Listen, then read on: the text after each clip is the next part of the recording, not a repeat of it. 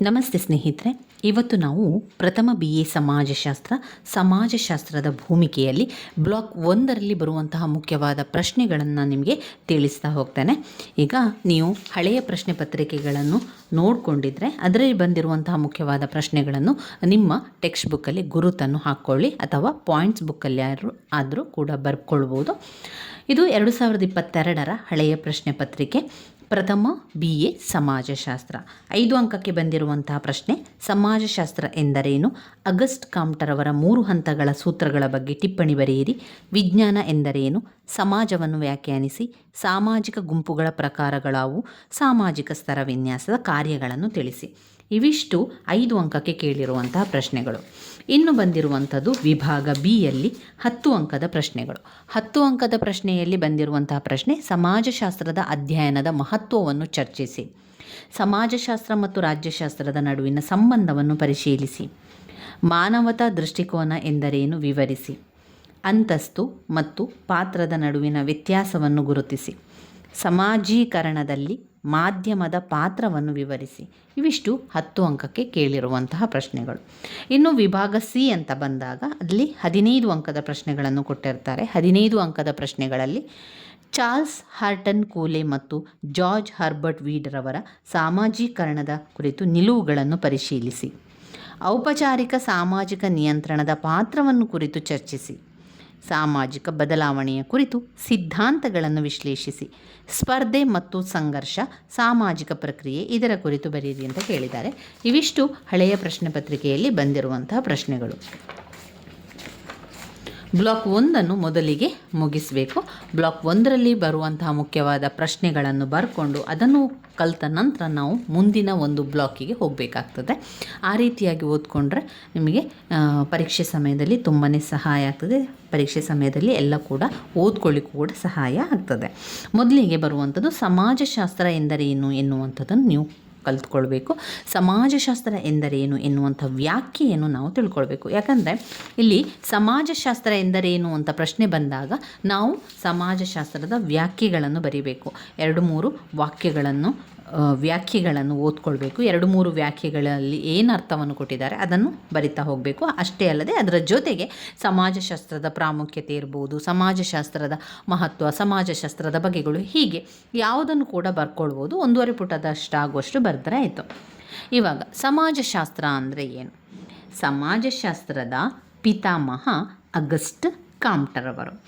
ನಮ್ಮ ಈ ಒಂದು ಸಮಾಜಶಾಸ್ತ್ರದ ವ್ಯಾಖ್ಯೆಯ ಬಗ್ಗೆ ಜಾನ್ ಎಫ್ ಕ್ಯೂಬರ್ ಅವರ ಪ್ರಕಾರ ಅವರೇನು ಹೇಳ್ತಾ ಇದ್ದಾರೆ ಅಂತ ಹೇಳಿದರೆ, ಸಮಾಜಶಾಸ್ತ್ರ ಅಂತ ಹೇಳಿದರೆ ಮಾನವ ಸಂಬಂಧಗಳಿಗೆ ಸಂಬಂಧಪಟ್ಟಂತಹ ವೈಜ್ಞಾನಿಕ ಜ್ಞಾನ ಸಂಚಯವೇ ಸಮಾಜಶಾಸ್ತ್ರ. ಸಮಾಜಶಾಸ್ತ್ರ ಅಂದರೆ ಮಾನವನ ಸಂಬಂಧಗಳಿಗೆ ಸಂಬಂಧಪಟ್ಟ ವೈಜ್ಞಾನಿಕ ಜ್ಞಾನ ಸಂಚಯ ಅಂತ ಹೇಳುವಂಥದ್ದು. ಇನ್ನು ಮೇಯರ್ ವೀನ್ಬರ್ಗ್ ಮತ್ತು ಆಸ್ಕರ್ ಇ ಶಾಬಾತ್ ಅವರ ಪ್ರಕಾರ ಸಮಾಜದ ಮೂಲಭೂತ ರಚನೆಯನ್ನು ಅಧ್ಯಯನ ಮಾಡುವುದೇ ಸಮಾಜಶಾಸ್ತ್ರ. ಸಮಾಜದ ಮೂಲಭೂತ ರಚನೆಯನ್ನು ಅಧ್ಯಯನ ಮಾಡುವುದು, ಸಮಾಜದ ಮೂಲಭೂತ ರಚನೆಯನ್ನು ಅಧ್ಯಯನ ಮಾಡುವುದೇ ಸಮಾಜಶಾಸ್ತ್ರ ಅಂತ ಹೇಳಿದ್ದಾರೆ ಮೇಯರ್ ವೀನ್ಬರ್ಗ್ ಮತ್ತು ಆಸ್ಕರ್ ಅವರು. ಇನ್ನು ಎಡ್ವರ್ಡ್ ಆಲ್ವರ್ತ್ ರಾಯ್ಸ್ ಅವರ ಪ್ರಕಾರ ಸಮಾಜಶಾಸ್ತ್ರ ಅಂತ ಹೇಳಿದರೆ ಸಾಮಾಜಿಕ ಘಟನಾವಳಿಗಳ ವಿಜ್ಞಾನವೇ ಸಮಾಜಶಾಸ್ತ್ರ. ಸಾಮಾಜಿಕ ಘಟನಾವಳಿಗಳ ವಿಜ್ಞಾನ, ಸಾಮಾಜಿಕ ಘಟನಾವಳಿಗಳ ವಿಜ್ಞಾನವೇ ಸಮಾಜಶಾಸ್ತ್ರ ಅಂತ ಹೇಳಿದ್ದಾರೆ. ಇನ್ನು ನಾವು 4ನೇ ಒಂದು ವ್ಯಾಖ್ಯೆಗಳನ್ನು ನೋಡುವುದಾದರೆ, ಫ್ರಾನ್ಸಿಸ್ ಎಲ್ಸ್ವರ್ತ್ ಮೆರಿಲ್ ಅವರ ಪ್ರಕಾರ ಮಾನವ ಸಂಬಂಧಗಳ ವಿಜ್ಞಾನವೇ ಸಮಾಜಶಾಸ್ತ್ರ. ಮಾನವ ಸಂಬಂಧಗಳ ವಿಜ್ಞಾನವೇ ಸಮಾಜಶಾಸ್ತ್ರ ಅಂತ ಹೇಳಿದ್ದಾರೆ. ಇನ್ನು ಕಿಂಬಾಲ್ ಯಂಗ್ ಅವರ ಪ್ರಕಾರ ಸಮೂಹಗಳಲ್ಲಿನ ಮಾನವರ ನಡವಳಿಕೆಗಳನ್ನು ಅಭ್ಯಸಿಸುವುದೇ ಸಮಾಜಶಾಸ್ತ್ರ.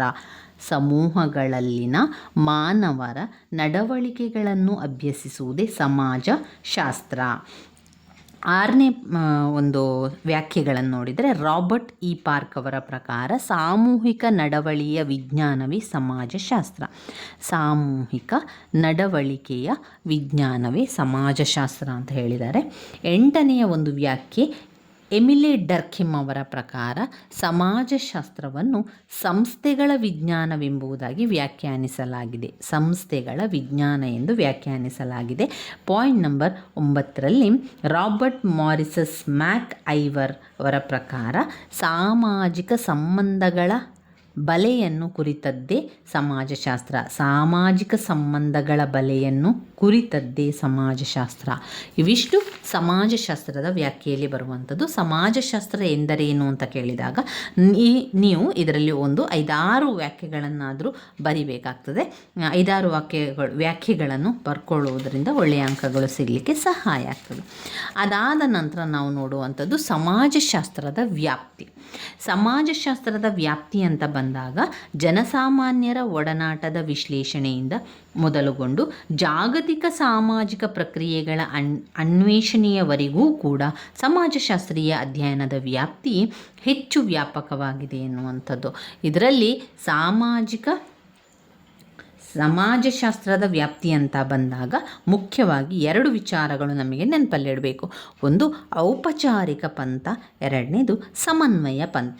ಸಾಮಾಜಿಕ ಒಡನಾಟಗಳ ಮತ್ತು ಸಾಮಾಜಿಕ ಸಂಬಂಧಗಳ ಅಧ್ಯಯನವು ಸಮಾಜಶಾಸ್ತ್ರದ ವ್ಯಾಪ್ತಿಯಾಗಿದೆ. ಯಾವುದು? ಸಾಮಾಜಿಕ ಒಡನಾಟ ಮತ್ತು ಸಂಬಂಧ. ಸಾಮಾಜಿಕ ಒಡನಾಟ ಮತ್ತು ಸಾಮಾಜಿಕ ಸಂಬಂಧಗಳ ಅಧ್ಯಯನವು ಸಮಾಜಶಾಸ್ತ್ರದ ಒಂದು ವ್ಯಾಪ್ತಿಯಾಗಿದೆ. ಅದರಲ್ಲಿ ಔಪಚಾರಿಕ ಪಂಥ ಮತ್ತು ಸಮನ್ವಯ ಪಂಥ ಎನ್ನುವಂಥ 2 ಪಂಥಗಳನ್ನು ಕಾಣ್ಬೋದು. ಔಪಚಾರಿಕ ಪಂಥ ಅಂತ ಬಂದಾಗ ಸಾಮಾಜಿಕ ಸಂಬಂಧಗಳ ಬಗೆಗಳ ಅಮೂರ್ತ ಅಧ್ಯಯನಕ್ಕೆ ಸಮಾಜಶಾಸ್ತ್ರದ ವ್ಯಾಪ್ತಿಯನ್ನು ಔಪಚಾರಿಕ ಪಂಥ ಸೀಮಿತಗೊಳಿಸಿದೆ. ಇನ್ನು ಈ ಒಂದು ಔಪಚಾರಿಕ ಪಂಥದಲ್ಲಿ ಸಹಕಾರ, ಸ್ಪರ್ಧೆ, ಘರ್ಷಣೆ, ಸಮೀಕರಣ ಇದೆಲ್ಲ ಕೂಡ ಇಲ್ಲಿರುವಂಥದ್ದು.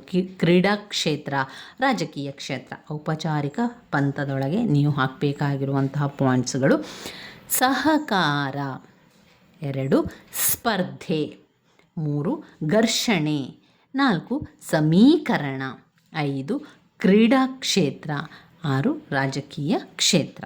ಇವಿಷ್ಟು ಔಪಚಾರಿಕ ಪಂಥದಲ್ಲಿ ನೀವು ಬರೀಬೇಕು. ಇನ್ನು ಬರುವಂಥದ್ದು ಸಮನ್ವಯ ಪಂಥ. ಸಮನ್ವಯ ಪಂಥ ಅಂತ ಬಂದಾಗ ಅದರ ಒಂದು ಒಳಗಡೆ ನೀವು ಬರಿಬೇಕಾಗಿರುವಂಥ ಸಬ್ ಪಾಯಿಂಟ್ಸ್ ಅಂತ ಹೇಳಿದರೆ ಅರ್ಥಶಾಸ್ತ್ರ, ರಾಜ್ಯಶಾಸ್ತ್ರ, ಮನಃಶಾಸ್ತ್ರ, ವಿಶೇಷೀಕೃತ ವಿಜ್ಞಾನ. ಈ ರೀತಿಯಲ್ಲಿ ಸಮಾಜಶಾಸ್ತ್ರವನ್ನು ರೂಪಿಸಬೇಕೆಂದು ಬಯಸಿರುವ ಔಪಚಾರಿಕ ಸಮಾಜಶಾಸ್ತ್ರಜ್ಞರ ಅಭಿಪ್ರಾಯಗಳಿಗೆ ವಿರುದ್ಧವಾಗಿ ಸಂಬಂಧದ ಬಗೆಗಳು ಮತ್ತು ಒಳಾಂಶ ಎರಡನ್ನೂ ಸಮಾಜಶಾಸ್ತ್ರವು ಅಧ್ಯಯನ ಮಾಡಬೇಕೆಂದು ಬಯಸುವ ಚಿಂತನೆಯ ಮತ್ತೊಂದು ಪಂಥ ಸಮನ್ವಯ ಸಮಾಜಶಾಸ್ತ್ರವಾಗಿ ಹೆಸರು ಮಾಡಿದೆ. ಯಾವುದೆಲ್ಲ ಬರ್ತದೆ? ಸಾಮಾಜಿಕ ಅಥವಾ ಸಮನ್ವಯ ಪಂಥ ಅಂತ ಬಂದಾಗ ಅದರಲ್ಲಿ ಅರ್ಥಶಾಸ್ತ್ರ, ರಾಜ್ಯಶಾಸ್ತ್ರ, ಮನಃಶಾಸ್ತ್ರ, ವಿಶೇಷೀಕೃತ ವಿಜ್ಞಾನ. ಅರ್ಥಶಾಸ್ತ್ರ, ರಾಜ್ಯಶಾಸ್ತ್ರ, ಮನಃಶಾಸ್ತ್ರ, ವಿಶೇಷೀಕೃತ ವಿಜ್ಞಾನ ಇವಿಷ್ಟು ಸಮಾಜಶಾಸ್ತ್ರದ ವ್ಯಾಪ್ತಿಯಲ್ಲಿ ನಾವು ಬರಿತಾ ಹೋಗಬೇಕಾಗಿರುವಂಥದ್ದು.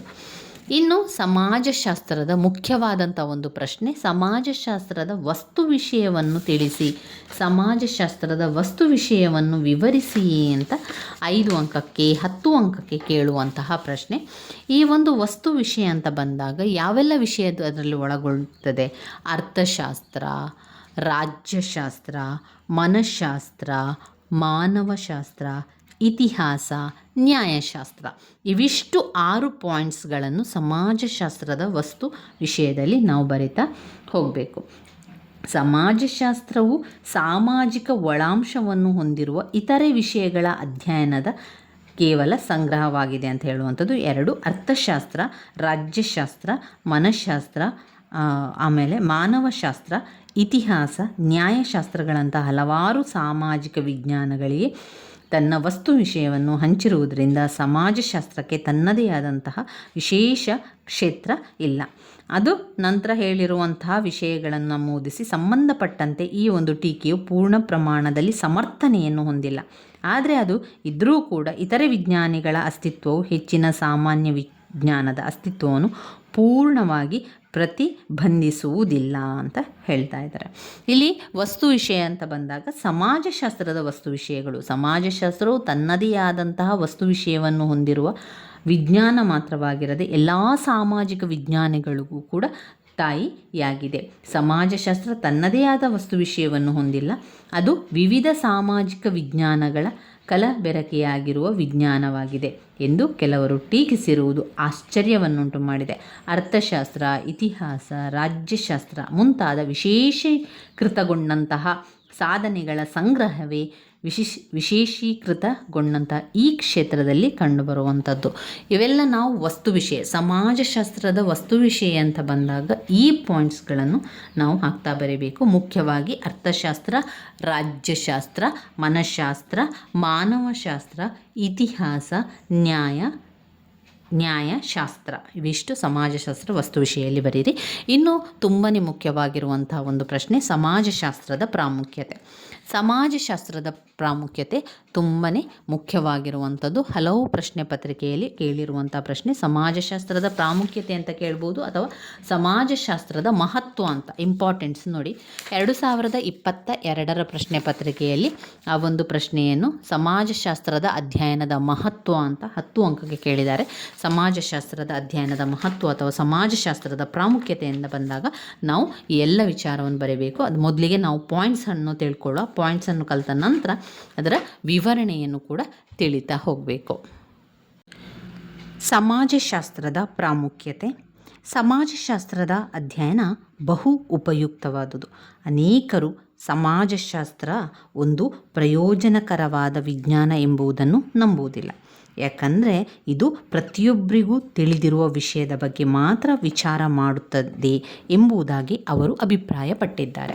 ಅಂದರೆ ತುಂಬ ಜನ ಏನು ಯೋಚನೆ ಮಾಡ್ತಾರೆ ಅಂತ ಹೇಳಿದರೆ, ಸಮಾಜಶಾಸ್ತ್ರವನ್ನು ಓದ್ಕೊಳ್ಬೇಕು ಅಂತ ಇಲ್ಲ, ಸಮಾಜಶಾಸ್ತ್ರ ನಮ್ಮ ಸುತ್ತಮುತ್ತಲಿರುವಂಥ ವಿಚಾರಗಳೇ ಇರೋದರಿಂದ ಅದನ್ನು ಕಲಿಬೇಕಾಗಿರಲಿಲ್ಲ, ಅದು ಅಷ್ಟು ಮಹತ್ವದ್ದಿಲ್ಲ, ಅದು ಅಷ್ಟು ಪ್ರಾಮುಖ್ಯತೆಯನ್ನು ಹೊಂದಿಲ್ಲ ಎನ್ನುವಂಥದ್ದು ಹಲವರ ಅಭಿಪ್ರಾಯ. ಆದರೆ ಇದು ನಡೆಸುವ ಸಂಶೋಧನೆಗಳಿಂದಾಗಿ ವ್ಯಾಪಕವಾಗಿ ಹರಡಿರುವಂತಹ ಸಾಮಾಜಿಕ ನಂಬಿಕೆಗಳು ಸತ್ಯವಾದುವುಗಳಲ್ಲವೆಂಬುದು ಸ್ಪಷ್ಟವಾದರೆ, ಅಥವಾ ಇದು ಪರೀಕ್ಷಿಸುವ ಮೂಲಕ ವಿಚಾರಗಳು ಅಸತ್ಯವಾದವುಗಳು ಎಂಬುದಾಗಿ ತೋರಿ ಬಂದರೆ, ಆಗ ಆ ಒಂದು ಶಾಸ್ತ್ರದ ಅಧ್ಯಯನ ಕೇವಲ ಅವಿವೇಕದ ಪ್ರಯತ್ನ, ವ್ಯರ್ಥ ಕಾರ್ಯ ಎಂಬುದಾಗಿ ಮತ್ತು ಅನುಸರಿಸಲು ಯೋಗ್ಯವಾಗಿಲ್ಲದ ಸಂಶೋಧನಾ ಮಾರ್ಗ ಎಂಬುದಾಗಿ ಕೂಡ ಭಾವಿಸಲಾಗುತ್ತದೆ. ಅಂದರೆ ನಾವಿಲ್ಲಿ ಪ್ರಾಮುಖ್ಯತೆಯಿಂದ ಬಂದಾಗ ಕೆಲವೊಂದು ಪಾಯಿಂಟ್ಸ್ಗಳನ್ನು ತಿಳಿತಾ ಹೋಗಬೇಕು. ಮೊದಲಿಗೆ ಪಾಯಿಂಟ್ಸನ್ನು ಕಲಿತುಕೊಂಡು ನಂತರ ವಿವರಣೆಯನ್ನು ತಿಳಿತಾ ಹೋಗುವ. ಮೊದಲ ಪಾಯಿಂಟ್ಸ್, ಸಮಾಜಕ್ಕೆ ಸಂಬಂಧಿಸಿದ ನಂಬಲರ್ಹವಾದ ಜ್ಞಾನವನ್ನು ಸಮಾಜಶಾಸ್ತ್ರ ನೀಡುತ್ತದೆ. ಸಮಾಜಕ್ಕೆ ಸಂಬಂಧಿಸಿದ ನಂಬಲರ್ಹವಾದ ಜ್ಞಾನವನ್ನು ಸಮಾಜಶಾಸ್ತ್ರ ನೀಡುತ್ತದೆ. 2, ಸಮಾಜದ ಸ್ಥಿತಿಗಳಿಗೆ. ಮೊದಲನೇ ಪಾಯಿಂಟ್ಸಲ್ಲಿ ಏನು ಹೇಳ್ತದೆ ಅಂತ ಹೇಳಿದರೆ, ಯಾಕೆ ಸಮಾಜಶಾಸ್ತ್ರದ ಪ್ರಾಮುಖ್ಯತೆ ಇದೆ, ಯಾಕೆ ಅದರ ಮಹತ್ವವನ್ನು ನಾವು ಕಲಿಬೇಕು ಅಂತ ಹೇಳಿದರೆ, ಸಮಾಜಕ್ಕೆ ಸಂಬಂಧಿಸಿದಂತಹ ಒಂದು ಜ್ಞಾನವನ್ನು ನಮಗೆ ಅದು ಕೊಡ್ತದೆ. ನಂಬಲರ್ಹವಾದ ಜ್ಞಾನವನ್ನು ಸಮಾಜಶಾಸ್ತ್ರ ನೀಡುತ್ತದೆ. ನಂಬಲರ್ಹವಾದ ಜ್ಞಾನವನ್ನು ಕೊಡ್ತದೆ ಅಂತ ಬರೆದ್ರೂ ಕೂಡ ಸಾಕು. ಸಮಾಜಕ್ಕೆ ಸಂಬಂಧಿಸಿದಂತಹ ನಂಬಲರ್ಹವಾದ ಜ್ಞಾನವನ್ನು ಸಮಾಜಶಾಸ್ತ್ರ ನೀಡುತ್ತದೆ. ಪಾಯಿಂಟ್ ನಂಬರ್ 2, ಸಮಾಜದ ಸ್ಥಿತಿಗಳಿಗೆ ಸಂಬಂಧಿಸಿದ ನಿರ್ದಿಷ್ಟ ಮಾಹಿತಿಯನ್ನು ಸಮಾಜಶಾಸ್ತ್ರ ಒದಗಿಸ್ತದೆ. ನಿರ್ದಿಷ್ಟ ಮಾಹಿತಿಯನ್ನು ಒದಗಿಸ್ತದೆ ಅಂತ ಪಾಯಿಂಟ್ಸ್ ಆಗಿ ತಗೊಳ್ಳಿ. ಸಮಾಜದ ಸ್ಥಿತಿಗಳಿಗೆ ಸಂಬಂಧಿಸಿದಂತೆ ನಿರ್ದಿಷ್ಟ ಮಾಹಿತಿಯನ್ನು ಸಮಾಜಶಾಸ್ತ್ರ ಒದಗಿಸ್ತದೆ. ಮೊದಲ ಪಾಯಿಂಟಲ್ಲಿ ನಂಬಲರ್ಹವಾದ ಜ್ಞಾನವನ್ನು ನಮಗೆ ಅದು ಕೊಡ್ತದೆ. 2ನೇ ಪಾಯಿಂಟ್ನಲ್ಲಿ ನಿರ್ದಿಷ್ಟ ಮಾಹಿತಿಯನ್ನು ಒದಗಿಸಿಕೊಡ್ತದೆ. ಸಮಾಜದ ಸ್ಥಿತಿಗತಿಗಳಿಗೆ ಸಂಬಂಧಿಸಿದಂತೆ ನಿರ್ದಿಷ್ಟ ಮಾಹಿತಿಯನ್ನು ಸಮಾಜಶಾಸ್ತ್ರ ಒದಗಿಸ್ತದೆ. ಪಾಯಿಂಟ್ ನಂಬರ್ 3ರಲ್ಲಿ ಸಮಾಜಶಾಸ್ತ್ರ ಒಂದು ಮಾರ್ಗದರ್ಶಕ ದೃಷ್ಟಿಕೋನ, ಅದು ನಮಗೆ ಮಾರ್ಗದರ್ಶನವನ್ನು ಮಾಡ್ತದೆ. ಸಮಾಜಶಾಸ್ತ್ರ ಒಂದು ಮಾರ್ಗದರ್ಶಕ ದೃಷ್ಟಿಕೋನ. ಪಾಯಿಂಟ್ ನಂಬರ್ 4, ಭೌತಿಕ ಸಾಧನಗಳಾಗಿ ಸಮಾಜಶಾಸ್ತ್ರದ ಪರಿಕಲ್ಪನೆಗಳು. ಭೌತಿಕ ಸಾಧನಗಳಾಗಿ ಸಮಾಜಶಾಸ್ತ್ರದ ಪರಿಕಲ್ಪನೆಗಳು. ಪಾಯಿಂಟ್ ನಂಬರ್ 5, ಸ್ವಜ್ಞಾನವನ್ನು ಹೆಚ್ಚಿಸುತ್ತದೆ. ನಮಗೆ ಸ್ವಜ್ಞಾನವನ್ನು ಕೊಡ್ತದೆ ಮತ್ತು ಸಹಿಷ್ಣುತೆಯ ಮನೋಭಾವವನ್ನು ಮನೋಭಾವವನ್ನು ವೃದ್ಧಿಸುವಲ್ಲಿ ಸಮಾಜಶಾಸ್ತ್ರ ಹೆಚ್ಚು ಉಪಯುಕ್ತವಾಗಿದೆ. ಇದರಲ್ಲಿ ನಾವು 2 ಪಾಯಿಂಟ್ಸ್ ಆಗಿ ಮಾಡಿಕೊಳ್ಬೋದು. ಸ್ವಜ್ಞಾನವನ್ನು ಹೆಚ್ಚಿಸ್ತದೆ, ಸಹಿಷ್ಣುತೆಯ ಭಾವನೆಯನ್ನು ಬೆಳೆಸ್ತದೆ ಎನ್ನುವಂಥದ್ದನ್ನು 2 ಪಾಯಿಂಟ್ಸ್ ಆಗಿ ಮಾಡಿಕೊಳ್ಳಿ. ಇನ್ನು 6ನೇ ಪಾಯಿಂಟ್ಸಲ್ಲಿ ಸಮಾಜಶಾಸ್ತ್ರದ ಪ್ರಾಯೋಗಿಕ ಮೌಲ್ಯ, ಸಮಾಜಶಾಸ್ತ್ರದ ಪ್ರಾಯೋಗಿಕ ಮೌಲ್ಯ. ಇವಿಷ್ಟು 6 ಪಾಯಿಂಟ್ಸ್ಗಳು, ಅಂದರೆ 7 ಪಾಯಿಂಟ್ಸ್ ಬರ್ತದೆ. ಅಲ್ಲಿ 7 ಪಾಯಿಂಟ್ಸ್ಗಳು ಸಮಾಜಶಾಸ್ತ್ರದ ಪ್ರಾಮುಖ್ಯತೆಯ ಬಗ್ಗೆ ಹೇಳ್ತದೆ. ಮೊದಲಿಗೆ ಪಾಯಿಂಟ್ಸನ್ನು ಮತ್ತೊಮ್ಮೆ ಹೇಳ್ತೇನೆ. ಸಮಾಜಕ್ಕೆ ಸಂಬಂಧಿಸಿದಂತೆ ನಂಬಲರ್ಹವಾದ ಜ್ಞಾನವನ್ನು ಸಮಾಜಶಾಸ್ತ್ರ ನೀಡ್ತದೆ. ನಂಬಲರ್ಹವಾದ ಜ್ಞಾನವನ್ನು ಅದು ನಮಗೆ ಕೊಡ್ತದೆ. 2ನೇದಾಗಿ ಸಮಾಜದ ಸ್ಥಿತಿಗತಿಗಳಿಗೆ ಸಂಬಂಧಿಸಿದಂತೆ ನಿರ್ದಿಷ್ಟ ಮಾಹಿತಿಯನ್ನು ಸಮಾಜಶಾಸ್ತ್ರ ಒದಗಿಸ್ತದೆ. ನಿರ್ದಿಷ್ಟ ಮಾಹಿತಿಯನ್ನು ಒದಗಿಸ್ತದೆ. 3 ಸಮಾಜಶಾಸ್ತ್ರ ಒಂದು ಮಾರ್ಗದರ್ಶಕ ದೃಷ್ಟಿಕೋನವಾಗಿದೆ. ಮಾರ್ಗದರ್ಶಕ ದೃಷ್ಟಿಕೋನ. ಪಾಯಿಂಟ್ ನಂಬರ್ 4 ಭೌತಿಕ ಸಾಧನಗಳಾಗಿ ಸಮಾಜಶಾಸ್ತ್ರದ ಪರಿಕಲ್ಪನೆಗಳು. ಭೌತಿಕ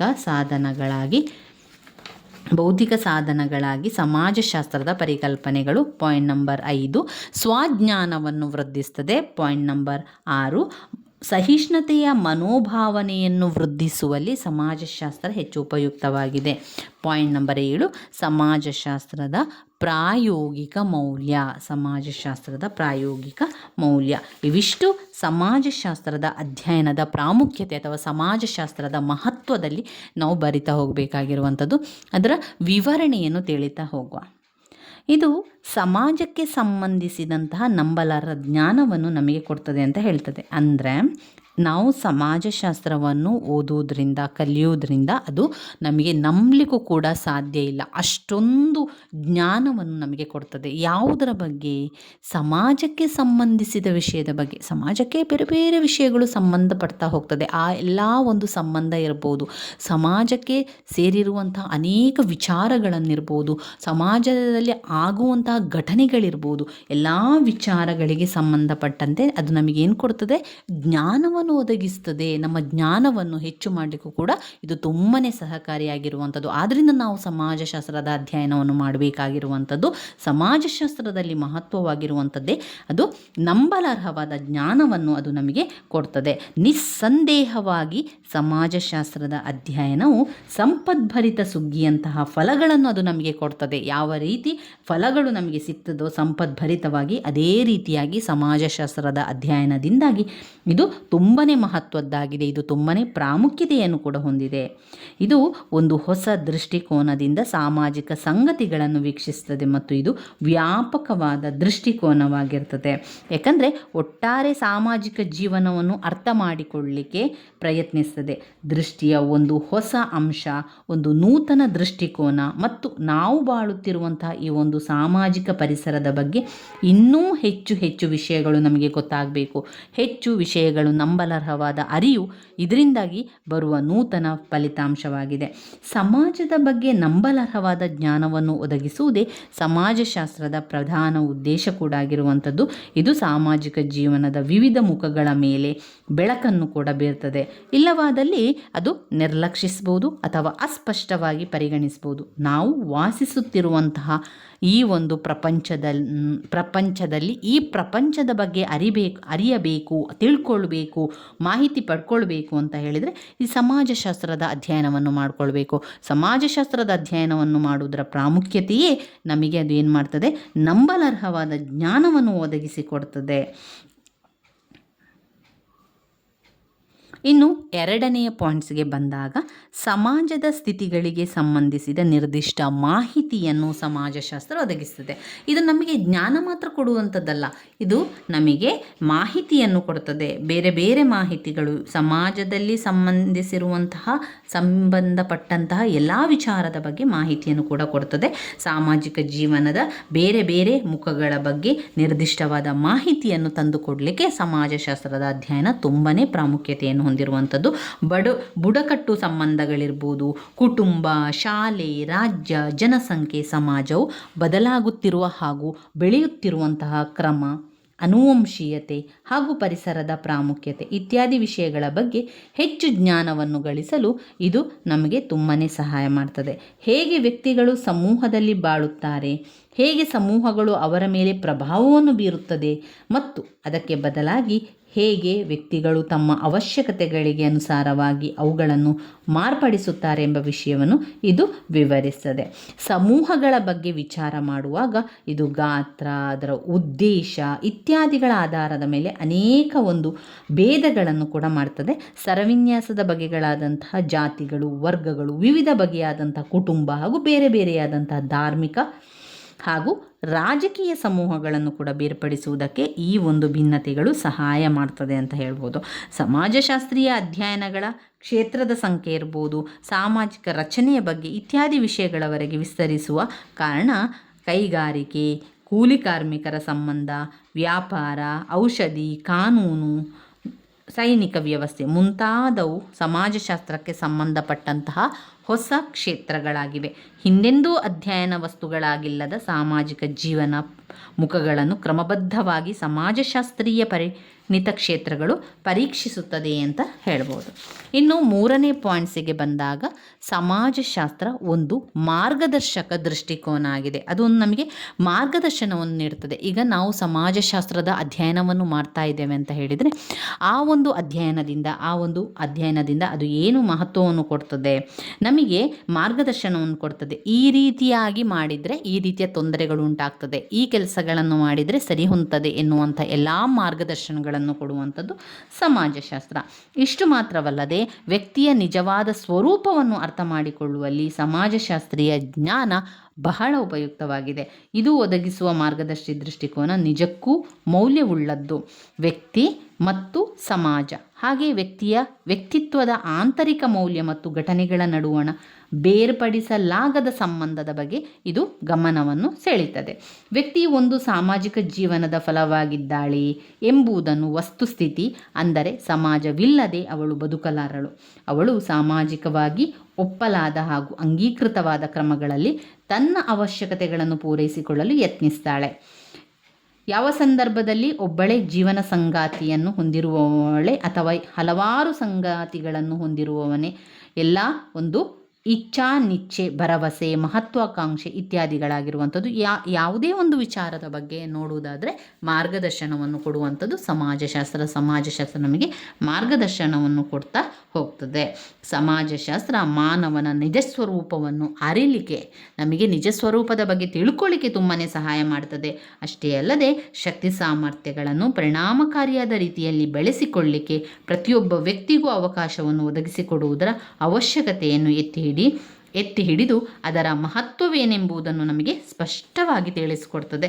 ಇದು ಸಹವಾಸಿ ಅಥವಾ ಸಾಮಾಜಿಕ ಸಂಬಂಧಗಳುಳ್ಳ ವ್ಯಕ್ತಿಯ ಸ್ವರೂಪವನ್ನು ವಿವರಿಸುತ್ತದೆ ಮತ್ತು ವ್ಯಕ್ತಿಗಳ ಸಂಪರ್ಕದಿಂದ ಒಬ್ಬ ವ್ಯಕ್ತಿಯ ಮಾನವ ವೈಲಕ್ಷಣ್ಯ ಬೆಳವಣಿಗೆ ಬರುತ್ತದೆ ಮತ್ತು ಎಷ್ಟರ ಮಟ್ಟಿಗೆ ಈ ಒಂದು ಸಂಪರ್ಕಗಳ ಸಂಖ್ಯೆ ಹೆಚ್ಚಾಗುತ್ತದೆಯೋ ಅಷ್ಟರ ಮಟ್ಟಿಗೆ ಪ್ರಾಕೃತಿಕ ಜೀವಿಯಾಗಿರುವ ಮಾನವ ನಿಜವಾದ ಮಾನವ ಲಕ್ಷಣ್ಯ ಸಮಾಜ ಜೀವಿಯಾಗುತ್ತಾನೆ ಎಂಬುದನ್ನು ಹೇಳ್ತಾ ಹೋಗ್ತಾರೆ. 4ನೇ ಪಾಯಿಂಟ್ನಲ್ಲಿ ಭೌತಿಕ ಸಾಧನಗಳಾಗಿ ಸಮಾಜಶಾಸ್ತ್ರದ ಪರಿಕಲ್ಪನೆ. ಭೌತಿಕ ಸಾಧನಗಳಾಗಿ ನಮಗೆ ಅದು ಸಹಾಯ ಮಾಡುವಂಥದ್ದು. ಭೌತಿಕ ಸಾಧನಗಳಾಗಿ ಸಮಾಜಶಾಸ್ತ್ರದ ಪರಿಕಲ್ಪನೆ ಸಮಾಜ ಹಾಗೂ ವ್ಯಕ್ತಿಯನ್ನು ಸ್ಪಷ್ಟವಾಗಿ ಅರ್ಥ ಮಾಡಿಕೊಳ್ಳುವಂಥ ಕಾರ್ಯವನ್ನು ಸುಗಮಪಡಿಸಲು ಸಮಾಜಶಾಸ್ತ್ರ ತನ್ನದೇ ಆದ ಪರಿಕಲ್ಪನೆಗಳನ್ನು ಬೆಳೆಸಿಕೊಂಡಿದೆ ಮತ್ತು ಆ ಮೂಲಕವಾಗಿ ತನ್ನ ಶಬ್ದ ಭಂಡಾರವನ್ನು ಶ್ರೀಮಂತಪಡಿಸಲು ಇದು ಕೊಡುಗೆಯನ್ನು ಕೂಡ ಕೊಡ್ತದೆ. ಪರಿಕಲ್ಪನೆ ಎಂದರೆ ವಸ್ತು, ವ್ಯಕ್ತಿ, ಪ್ರಕ್ರಿಯೆ ಮತ್ತು ಸಂಬಂಧಗಳ ಒಂದು ನಿರ್ದಿಷ್ಟ ವರ್ಗಕ್ಕೆ ಸೇರಿರುವ ಎಲ್ಲ ಸದಸ್ಯರಿಗೆ ಅನ್ವಯವಾಗುವ ಪದ ಎಂಬುದಾಗಿ ವಿವರಿಸಲಾಗಿದೆ. ಗಣಿತಶಾಸ್ತ್ರೀಯ ಪರಿಭಾಷೆಯನ್ನು ಬಳಸುವ ಶಾಸ್ತ್ರಗಳಂಥದ್ದಲ್ಲದೆ ಸಮಾಜಶಾಸ್ತ್ರವು ಜನಪ್ರಿಯ ಬಳಕೆಯಲ್ಲಿ ಪ್ರಸ್ತುತವಿರುವಂತಹ ಪದಗಳಾದ ಸಂಸ್ಕೃತಿ, ಸಮಾಜ, ಸಮೂಹ, ಪಾತ್ರ, ಅಂತಸ್ತು, ಕಾರ್ಯ ಈ ಎಲ್ಲ ವಿಚಾರಗಳು ನಮ್ಮ ಸಮಾಜಶಾಸ್ತ್ರದೊಳಗೆ ಬರುವಂಥದ್ದು. ಇನ್ನು ಉದಾಹರಣೆಯನ್ನು ಅವರು ಕೊಟ್ಟಿರುವ ರೀತಿಯಲ್ಲಿ ನೋಡಿದರೆ ಹದಿಹರೆಯದ ತಪ್ಪಿತಸ್ಥ ಗುಂಪುಗಳನ್ನು ಅಧ್ಯಯನ ಮಾಡುವಾಗ ಆ ಒಂದು ಗುಂಪು ಎಲ್ಲ ಸಾಮಾಜಿಕ ವರ್ಗಗಳಿಂದ ಮತ್ತು ಸಮುದಾಯದ ಎಲ್ಲ ಭಾಗಗಳಿಂದ ತನ್ನ ಸದಸ್ಯರನ್ನು ತೆಗೆದುಕೊಂಡಿದೆಯೇ? ದಾರಿ ತಪ್ಪಿದ ನಡವಳಿಕೆಯ ಈ ಪ್ರಕಾರದಲ್ಲಿ ಒಳಗೊಂಡಿರುವ ಸಾಂಸ್ಕೃತಿಕ ಮೌಲ್ಯಗಳಾವು? ಹದಿಹರೆಯದವರ ಪಾತ್ರ, ಗುಂಪಿನ ಒಳಗಡೆಯ ಸಾಮಾಜಿಕ ಸಂಬಂಧಗಳು ಮತ್ತು ಬೇರೆ ಸಾಮಾಜಿಕ ಸಮೂಹಗಳ ಮತ್ತು ಸಂಸ್ಥೆಗಳೊಂದಿಗಿನ ಅವರ ಸಂಬಂಧಗಳನ್ನು ತಿಳಿದುಕೊಳ್ಳಲು ಸಮಾಜಶಾಸ್ತ್ರಜ್ಞರು ಪ್ರಯತ್ನಿಸ್ತಾರೆ. ಒಟ್ಟಿನಲ್ಲಿ ಅದು ಸಮಾಜಶಾಸ್ತ್ರದ ಮಹತ್ವ ಅಂತ ಬಂದಾಗ ಭೌತಿಕ ಸಾಧನಗಳಾಗಿ ಸಮಾಜಶಾಸ್ತ್ರದ ಪರಿಕಲ್ಪನೆ, ಭೌತಿಕ ಸಾಧನಗಳಾಗಿ ಸಮಾಜಶಾಸ್ತ್ರದ ಪರಿಕಲ್ಪನೆಯನ್ನು ಕಾಣಬಹುದು. ಇಷ್ಟು ಮಾತ್ರವಲ್ಲದೆ ಜ್ಞಾನ ವೃದ್ಧಿಗೆ ದಾರಿ ಮಾಡಿಕೊಡುವ ಲೋಕರೂಢಿಗಳು, ನೈತಿಕ ನಿಯಮಗಳು, ಸ್ವಕುಲವಾದ, ತಾಂತ್ರಿಕ ಮಾರ್ಗಗಳು, ಮಾನವ ಕೇಂದ್ರಿತ್ವದಂತಹ ಹೊಸ ಪದಗಳನ್ನು ಸಮಾಜಶಾಸ್ತ್ರ ಪರಿಚಯಿಸಿದೆ ಮತ್ತು ಹೆಚ್ಚಿನ ವಿಶೇಷೀಕೃತ ಜ್ಞಾನ ಭಂಡಾರವನ್ನು ಇವುಗಳು ಪ್ರತಿನಿಧಿಸುತ್ತದೆ. ವರ್ಷ ಹೋದಂತೆ ಏನಾಗ್ತಾ ಇದೆ ಅಂತ ಹೇಳಿದರೆ ಸಮಾಜ ಬದಲಾವಣೆ ಆಗ್ತಾ ಇದೆ. ಸಮಾಜ ಬದಲಾವಣೆಗೊಂಡು ಅದು ಅಭಿವೃದ್ಧಿಗೊಂಡ ಹಾಗೆ ಏನಾಗ್ತದೆ, ಹೊಸ ಹೊಸ ಅರ್ಥಗಳಿಂದ ಕೂಡಿದಂತಹ ಹೊಸ ಹೊಸ ಸೇರ್ಪಡೆಗಳೆಲ್ಲ ಆಗ್ತದೆ. ಶಬ್ದಗಳನ್ನು ವಿಶೇಷವಾಗಿ ಸೇರಿಸಿಕೊಳ್ಳುವಿಕೆಯಿಂದ ಸಮಾಜಶಾಸ್ತ್ರದ ಶಬ್ದ ಭಂಡಾರವು ಇನ್ನೂ ಕೂಡ ಶ್ರೀಮಂತ ಆಗ್ತಾನೆ ಹೋಗ್ತದೆ. ಉದಾಹರಣೆಗೆ ಕೈಗಾರಿಕೀಕರಣದ ಪರಿಚಯದಿಂದಾಗಿ ಅದರ ಸ್ವಭಾವ, ಕಾರಣ ಇರ್ಬೋದು, ಅದರ ಪರಿಣಾಮಗಳ ಕುರಿತಂತೆ ಆಳವಾದ ಅಧ್ಯಯನವು ಸಮಾಜಶಾಸ್ತ್ರದಿಂದ ಬಂದಿದೆ. ಇದರ ಪರಿಣಾಮವಾಗಿ ಏನಾಗ್ತದೆ, ಸಾಧಿತ ಸಮಾಜ, ಶ್ರೀಮಂತ ಸಮಾಜ, ಸಾಂಪ್ರದಾಯಿಕ ಸಮಾಜ, ಈ ರೀತಿಯಾಗಿ ಸಂಖ್ಯೆಯಲ್ಲಿ ಹೆಚ್ಚು ಆಗ್ತಾನೆ ಹೋಗ್ತದೆ. ಇನ್ನು ಅವುಗಳ ಲಕ್ಷಣಗಳಿರ್ಬೋದು, ಅದರ ಸಮಸ್ಯೆಗಳನ್ನು ಗುರುತಿಸುವಂಥದ್ದು, ಇದೆಲ್ಲ ಕೂಡ ಅದರಲ್ಲಿ ಬರ್ತಾನೆ ಹೋಗ್ತದೆ. ಅದು ಭೌತಿಕ ಸಾಧನಗಳಾಗಿ ಸಮಾಜಶಾಸ್ತ್ರದ ಪರಿಕಲ್ಪನೆಗಳಾಗ್ತಾ ಹೋಗ್ತದೆ. ಇನ್ನು ಸ್ವಜ್ಞಾನವನ್ನು ಹೆಚ್ಚಿಸಿದೆ. ಸಮಾಜಶಾಸ್ತ್ರದ ಅಧ್ಯಯನ ಮಾಡುವುದರಿಂದ ಸಮಾಜಶಾಸ್ತ್ರದ ಪ್ರಾಮುಖ್ಯತೆ ಅಂತ ಬಂದಾಗ ಅದು ನಮ್ಮ ಸ್ವಜ್ಞಾನವನ್ನು ಹೆಚ್ಚು ಮಾಡ್ತದೆ. ಅಷ್ಟೇ ಅಲ್ಲದೆ ಸಹಿಷ್ಣುತೆ ಮನೋಭಾವನೆಯನ್ನು ಬೆಳೆಸ್ತದೆ. ಅಂದರೆ ನಾವೆಲ್ಲರೂ ಒಂದೇ ಎನ್ನುವಂಥ ಭಾವನೆಯನ್ನು ಅದು ತಂದು ಕೊಡ್ತದೆ. ನಮ್ಮ ಜ್ಞಾನವನ್ನು ನಮ್ಮ ಜ್ಞಾನವನ್ನು ಹೆಚ್ಚಿಸಲಿಕ್ಕೆ ಅದು ಸಹಾಯ ಮಾಡ್ತಾನೆ ಹೋಗ್ತದೆ. ಎರಡು ವಿಧದ ಬಹುಮುಖ್ಯವಾದ ಜ್ಞಾನದ ಬೆಳವಣಿಗೆ ಸಮಾಜಶಾಸ್ತ್ರ ಕಲಿಯೋದ್ರಿಂದ ಸಾಧ್ಯ ಆಗ್ತದೆ. ಮೊದಲನೇದಾಗಿ ಇದು ನಮ್ಮ ಬಗೆಗೆ, ನಮ್ಮ ಸಮಾಜದ ಬಗೆಗೆ, ಸಂಸ್ಕೃತಿಯ ಬಗೆಗೆ ಇನ್ನೂ ಉತ್ತಮವಾದ ಜ್ಞಾನವನ್ನು ಗಳಿಸಲಿಕ್ಕೆ ಸಹಾಯ ಮಾಡ್ತದೆ. ಬಾಹ್ಯ ಪ್ರಕೃತಿಯನ್ನು ತನ್ನ ಇಚ್ಛೆಗೆ ತಕ್ಕಂತೆ ಅಧೀನಪಡಿಸುವುದರಲ್ಲಿ ಮಾನವನು ಅಸಾಧಾರಣವಾದ ಶಕ್ತಿಯನ್ನು ಗಳಿಸುತ್ತಾನೆ.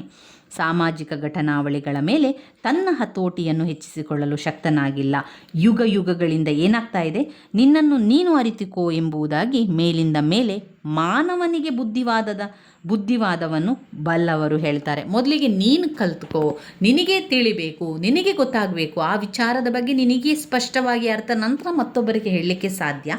ಆದ್ದರಿಂದ ಈ ಸಮಾಜಶಾಸ್ತ್ರದ ಅಧ್ಯಯನ ನಮಗೆ ಏನು ಮಾಡಿಕೊಡ್ತದೆ, ನಮ್ಮ ಜ್ಞಾನ, ಸ್ವಜ್ಞಾನವನ್ನು ವೃದ್ಧಿ ಮಾಡ್ತದೆ. ಅಷ್ಟೇ ಅಲ್ಲದೆ ಸಹಿಷ್ಣುತೆಯ ಮನೋಭಾವನೆಯನ್ನು ಬೆಳೆಸ್ತದೆ. ನಮ್ಮ ಸಮಾಜದ ವೈಜ್ಞಾನಿಕ ಅಧ್ಯಯನಗಳ ಮೂಲಕ, ಸಮಾಜಗಳ ತುಲನಾತ್ಮಕ ಅಧ್ಯಯನಗಳ ಮೂಲಕ ಪಕ್ಷಪಾತಗಳನ್ನು, ಸಂಕುಚಿತ ಭಾವನೆಗಳ ಮತ್ತು ಜೇಡರ ಬಲೆ ಇಲ್ಲದಂತೆ ನೋಡಿಕೊಳ್ಬೇಕು. ಎಲ್ಲರೂ ಒಂದೇ, ನಾವೆಲ್ಲರೂ ಒಂದೇ, ನಾವು ಎಲ್ಲರಿಗೂ ಎಲ್ಲವೂ ಸಿಗುವಂತಾಗಬೇಕು ಎನ್ನುವಂಥ ವಿಚಾರವನ್ನು ಗಮನದಲ್ಲಿಟ್ಟುಕೊಂಡು ನಾವು ಸಮಾಜಶಾಸ್ತ್ರದ ಅಧ್ಯಯನವನ್ನು ಮಾಡ್ತಾ ಸಮಾಜಶಾಸ್ತ್ರವು ಸಹಿಷ್ಣುತಾ ಮನೋಭಾವನೆಯನ್ನು ಬೆಳೆಸ್ತದೆ. ನಮಗೇನು ಒಳ್ಳೆಯದಾಗಿರುವುದೋ ಅದು ಇತರರಿಗೂ ಒಳ್ಳೆಯದಾಗಿರ್ಬೋದು, ಕೆಟ್ಟದಾಗಿರ್ಬೋದು. ಅವರಿಗೆ ಒಳ್ಳೆಯದಾಗಿರುವಂಥದ್ದು ನಮಗೆ ಕೆಟ್ಟದಾಗಿರ್ಬೋದು, ಅಥವಾ ನಮಗೆ ಕೆಟ್ಟದಾಗಿರುವುದು ಅವರಿಗೆ ಒಳ್ಳೆಯದಾಗಿರ್ಬೋದು.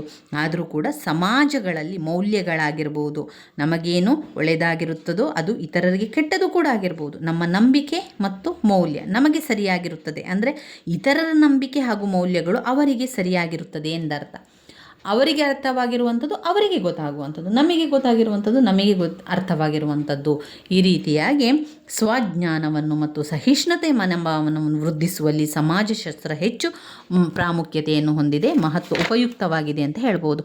ಇನ್ನು ಕೊನೆಯದಾದಂಥ ಪಾಯಿಂಟ್, ಸಮಾಜಶಾಸ್ತ್ರದ ಪ್ರಾಯೋಗಿಕ ಮೌಲ್ಯ. ಸಮಾಜಶಾಸ್ತ್ರದ ಪ್ರಾಯೋಗಿಕ ಮೌಲ್ಯ ಅಂತ ಬಂದಾಗ ಇದು ಇನ್ನೂ ಹೆಚ್ಚಿನ ಅರಿವನ್ನು ಕೊಡ್ತದೆ. ಅಷ್ಟೇ ಅಲ್ಲದೆ ಸಮಸ್ಯೆಗಳನ್ನು ಎದುರಿಸಲು ಇನ್ನೂ ಹೆಚ್ಚಿನ ಪರಿಣಾಮಕಾರಿಯಾದ ಕ್ರಮವನ್ನು ಮಾಡ್ತದೆ. ಇಂದು ಪ್ರಾಕೃತಿಕ ವಿಜ್ಞಾನಗಳಲ್ಲಿ ಸಾಧ್ಯವಾಗಿರುವಂಥ ವೈಜ್ಞಾನಿಕ ನಿಯಂತ್ರಕ ಶಕ್ತಿಯನ್ನು ಸಮಾಜಶಾಸ್ತ್ರ ಪಡೆಯಬೇಕೆಂದು ಮತ್ತು ಅದಕ್ಕಿಂತ ಮುಖ್ಯವಾಗಿ ಈ ಒಂದು ನಿಯಂತ್ರಣಗಳನ್ನು ಸಮಸ್ತ ಮಾನವತೆಯ ಅನುಕೂಲಕ್ಕಾಗಿ ಉಪಯೋಗಿಸಬೇಕೆಂಬ ಉದ್ದೇಶ ಸಾಧನೆಗೆ ಕೊಡುಗೆ ನೀಡುವ ಮಹತ್ ಕಾರ್ಯದಲ್ಲೇ ಸಮಾಜಶಾಸ್ತ್ರದ ಮೌಲ್ಯ ಅಡಗಿದೆ. ಇನ್ನು ಇಲ್ಲಿ ನಾವು ಸಮಾಜಶಾಸ್ತ್ರದಲ್ಲಿ ಅನೇಕ ವಿಚಾರಗಳು ನಡೀತಾ ಹೋಗ್ತದೆ. ಅದರಲ್ಲಿ ಅಪರಾಧ, ಬಾಲಾಪರಾಧ, ಕುಡಿತ, ಲೈಂಗಿಕ ಅಪರಾಧ ಇತ್ಯಾದಿ ಸಾಮಾಜಿಕ ರೋಗಗಳ ಬಗ್ಗೆ ವೈಜ್ಞಾನಿಕ ಜ್ಞಾನವನ್ನು ಒದಗಿಸುತ್ತದೆ ಮತ್ತು ಆ ಒಂದು ಸಮಸ್ಯೆಗಳಿಗೆ ಮೂಲಭೂತ ಸ್ವರೂಪವನ್ನು ಸ್ಪಷ್ಟಪಡಿಸಲು ಇರುವಂತಹ ಸಾಮರ್ಥ್ಯ. ಇದನ್ನೆಲ್ಲ ನಾವು ನೋಡಿದಾಗ ಅದರಲ್ಲಿ ಒಂದು ಪರಿಹಾರ ಬೇಕು. ಪರಿಹಾರಗಳನ್ನು ಸೂಚಿಸುವಲ್ಲಿ ಸಮಾಜಶಾಸ್ತ್ರ ಏನು ಮಾಡ್ತದೆ, ಪ್ರಾಯೋಗಿಕ ಕೊಡುಗೆಗಳನ್ನು ಮಾಡ್ತದೆ. ಸಮಾಜಶಾಸ್ತ್ರದ ಪ್ರಾಯೋಗಿಕ ಮೌಲ್ಯ ಅಂತ ಬಂದಾಗ ಸಮಾಜದಲ್ಲಿ ಆಗುವಂತಹ ಅನೇಕ ಕೆಟ್ಟ ವಿಚಾರಗಳು, ಅನೇಕ ವಿಚಾರಗಳಿಗೆ ಪರಿಹಾರ ಸಿಗಬೇಕು. ಆ ಪರಿಹಾರವನ್ನು ಮಾಡಬೇಕು ಅಂದರೆ ಪ್ರಾಯೋಗಿಕವಾಗಿ ಅದನ್ನು ಮಾಡಬೇಕಾಗ್ತದೆ. ಸಾಮಾಜಿಕ ಘಟನಾವಳಿಗಳ ಮತ್ತು ರೂಪುಗೊಂಡಂಥ ನಿಯಮಗಳ ಬಗ್ಗೆ ಒಂದು ಕ್ರಮಬದ್ಧಗೊಂಡ ಜ್ಞಾನದ ಸಂಚಯವನ್ನು ರಚಿಸಬೇಕು. ಒಂದು ಏನಾದರೂ ಒಂದು ತೊಂದರೆ ಆಗ್ತಾ ಇದೆ ಅಂತ ಹೇಳಿದರೆ ಅದಕ್ಕೆ ಪರಿಹಾರವನ್ನು ಹುಡುಕಬೇಕು ಅಂತ ಹೇಳಿದರೆ ನಾವು ಅಲ್ಲಿ ಪ್ರಾಯೋಗಿಕ ಮೌಲ್ಯವನ್ನು ಮಾಡಬೇಕು ಎನ್ನುವಂಥದ್ದನ್ನು ಕಾಣ್ಬೋದು. ಇವಿಷ್ಟು ವಿಚಾರಗಳು ಸಮಾಜಶಾಸ್ತ್ರದ ಪ್ರಾಮುಖ್ಯತೆ ಅಥವಾ ಸಮಾಜಶಾಸ್ತ್ರದ ಮಹತ್ವ ಅಂತ ಬಂದಾಗ ನಾವು ಬರಿತಾ ಹೋಗಬೇಕು ಸ್ನೇಹಿತರೆ. ತುಂಬಾ ಮುಖ್ಯವಾಗಿರುವಂತಹ ಒಂದು ಪ್ರಶ್ನೆಯಾಗಿದೆ ಸಮಾಜಶಾಸ್ತ್ರದ ಪ್ರಾಮುಖ್ಯತೆ.